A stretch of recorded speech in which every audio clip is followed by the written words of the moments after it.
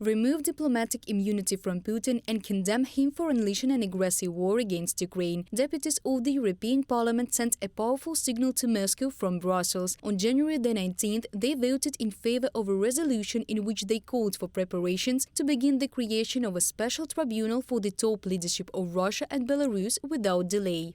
The European Parliament considers that the Special International Tribunal must have jurisdiction to investigate not only Vladimir Putin and the political and military leadership of the Russian Federation, but also Alexander Lukashenko and the political and military leadership in Belarus, as an enabling state from the territory of which and with the logistical support of which the Russian Federation is committing its war of aggression against Ukraine. On the European Parliament website.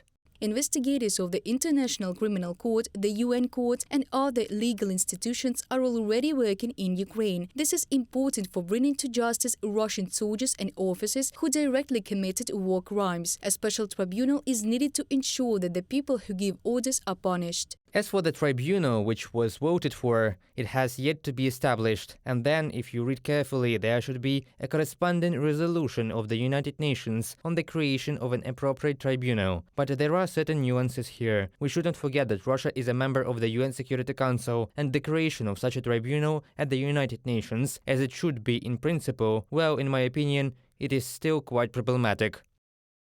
However, according to experts, the international community may follow a different procedure where the voice of the aggressor state is not required. All that's needed is political will. Of course, there must be a consensus of the main allied countries of Ukraine which should create such a tribunal by their common decision. That is, by analogy with how the Nuremberg tribunal was created.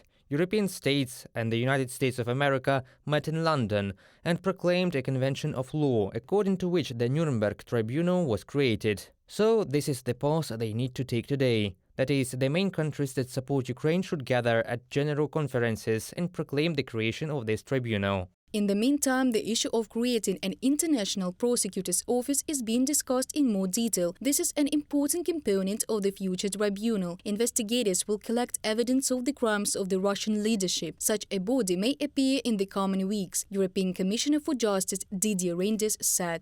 Before discussions on a special tribunal could possibly gather sufficient consensus and support at the international level, an investigation mechanism could first be considered. The Commission is reflecting about the possible setting up of an international prosecution office to start investigations into the crime of aggression with the view to preserving and storing evidence for possible future trials. Didier Reynders, European Commissioner for Justice in the European Parliament. Sooner or later, the tribunal will be created, analysts say. The only question is whether Putin and other criminals will be in the dock or the verdict will be announced in absentia. In any case, the decision of the court is key here.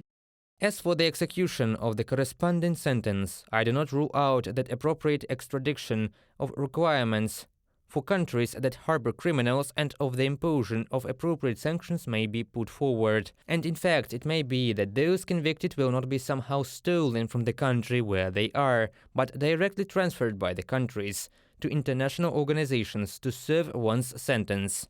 The beginning of the process of creating a special tribunal for the Kremlin leadership suggests that the civilized countries have made a fundamental decision not to leave Putin and his accomplices a retreat. Reported by Diana Kolesnik, Vasyl Panasyuk, UATV News.